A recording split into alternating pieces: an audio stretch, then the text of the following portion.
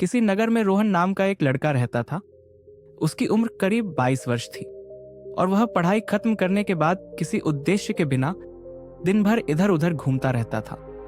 उसे ना किसी काम में रुचि थी, ना ही कोई ऐसा सपना था जिसे पाने के लिए वह मेहनत करता।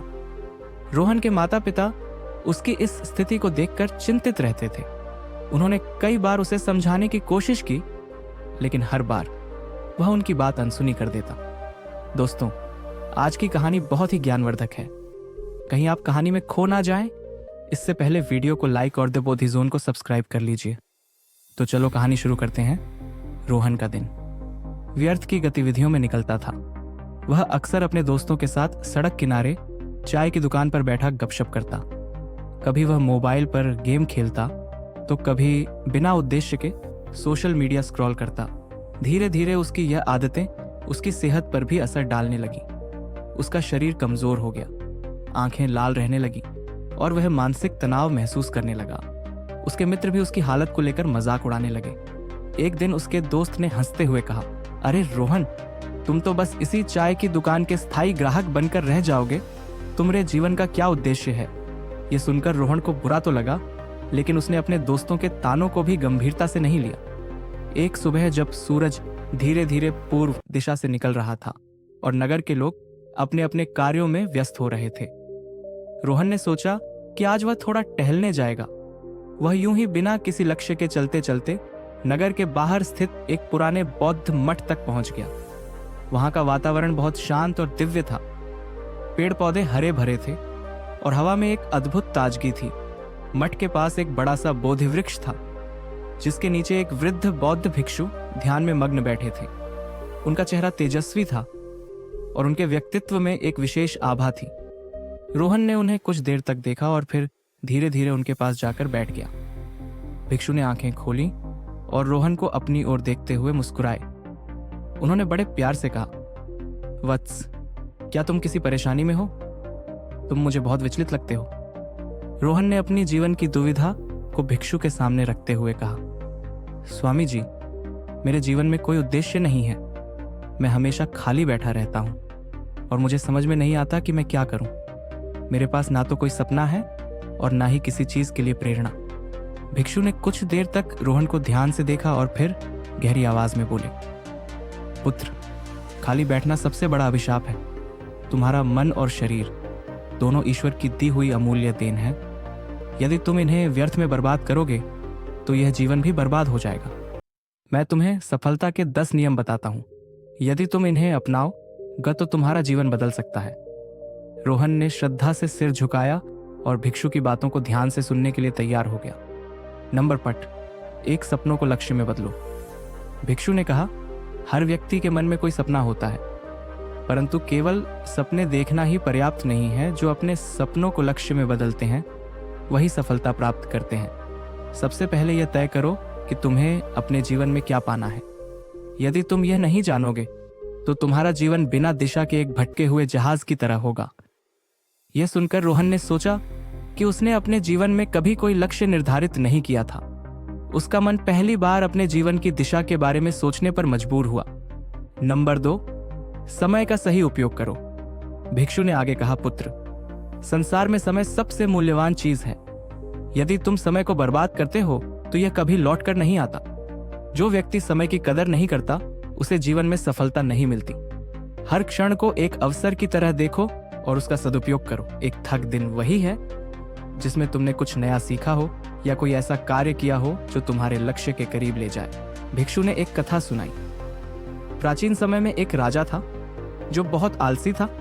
उसके राज्य का हाल बुरा था क्योंकि वह हमेशा सोचता रहता कि वह कल से काम करेगा। एक दिन उसका राज्य शत्रुओं ने छीन लिया। तब उसे एहसास हुआ कि उसका आलस्य और समय की बर्बादी ही उसकी हार का कारण बने।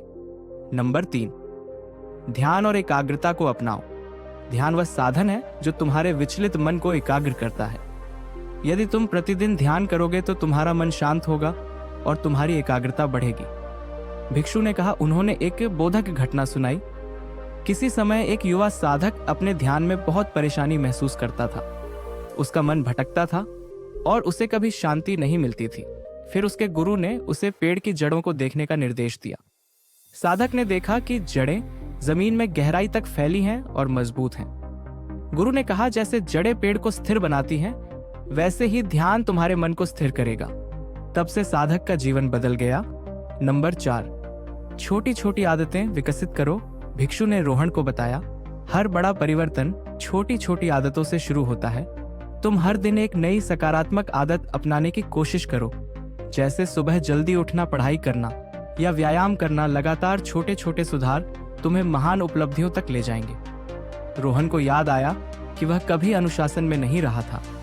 उसने सोचा कि अगर वह अपनी आदतें सुधारना शुरू कर दे तो शायद उसका जीवन भी बेहतर हो सकता है। नंबर 5, स्वास्थ्य का ध्यान रखो। भिक्षु ने गंभीरता से कहा, एक स्वस्थ शरीर में ही स्वस्थ मन का निवास होता है। यदि तुम अपने शरीर का ध्यान नहीं रखोगे तो तुम्हें सफलता प्राप्त करने में कठिनाई होगी। तुम व्यायाम करो, पौष्टिक आहार लो और अपनी दिनचर्या में संतुलन बनाए रखो। स्वास्थ्य ही सबसे बड़ी पूंजी है। रोहन ने यह सुनकर सोचा कि वह कितना कमजोर हो गया था। उसने फैसला किया कि वह अपने शरीर को मजबूत बनाने के लिए हर दिन व्यायाम, संगीत करेगा। नंबर 6, सकारात्मक सोच रखो। भिक्षु ने कहा, यदि तुम अपने जीवन में सकारात्मक सोच अपनाओगे तो तुम्हें हर परिस्थिति में अच्छा देखने की आदत हो जाएगी। तुम अपने विचारों को नियंत्रित करो, क्योंकि वही तुम्हारे कार्यों को प्रभावित करते हैं। नकारात्मक सोच सिर्फ बाधाएं खड़ी करती हैं। भिक्षु ने एक प्रेरणादायक कथा सुनाई। एक किसान था जिसके खेत में बाढ़ आ गई। वह सोचता रहा कि अब उसका क्या होगा। फिर उसने सकारात्मक दृष्टिकोण अपनाया और नई फसल उगाने का प्रयास किया। उसकी मेहनत रंग लाई और उसकी फसल पहले से बेहतर हुई। नंबर 7, आत्म अनुशासन का पालन करो। आत्म अनुशासन के बिना तुम किसी भी लक्ष्य को प्राप्त नहीं कर सकते। भिक्षु ने कहा, खुद को अनुशासित करना सीखो। यह जानो कि कब क्या करना है और कब क्या नहीं करना। अपने समय और ऊर्जा का सही दिशा में उपयोग करो। नंबर 8, विफलताओं से सीखो। जीवन में असफलता ही तुम्हारा सबसे बड़ा शिक्षक है। तुम असफलताओं को अपने अनुभव की तरह देखो और उनसे सीखो। भिक्षु ने सलाह दी। नंबर 9, हर दिन कुछ नया सीखो। भिक्षु ने कहा, ज्ञान अर्जित करने से तुम अपने जीवन में नई ऊंचाइयां पा सकते हो। हर दिन कुछ नया सीखने की आदत डालो, चाहे वह किताबें पढ़कर हो, किसी विशेषज्ञ से सलाह लेकर या अपने अनुभवों से। सीखने की प्रक्रिया कभी समाप्त नहीं होती। नंबर 10, कभी हार मत मानो। एक बार एक मूर्तिकार ने एक सुंदर मूर्ति बनाने की कोशिश की, पर बार बार उसकी मूर्ति टूट जाती। उसने हार नहीं मानी और हर बार अपनी गलती से सीखता रहा। आखिरकार उसने एक उत्कृष्ट मूर्ति तैयार की जिसने उसे प्रसिद्ध बना दिया। तो दोस्तों, उम्मीद करता हूं आपको यह कहानी पसंद आई होगी। ऐसी और कहानी वीडियो पाने के लिए द बोधी जोन को सब्सक्राइब करें और वीडियो को लाइक करें। मिलते हैं फिर किसी ऐसी और कहानी वीडियो के साथ। अपना ख्याल रखिए। कमेंट में नमो बुद्धाय लिखना ना भूलें।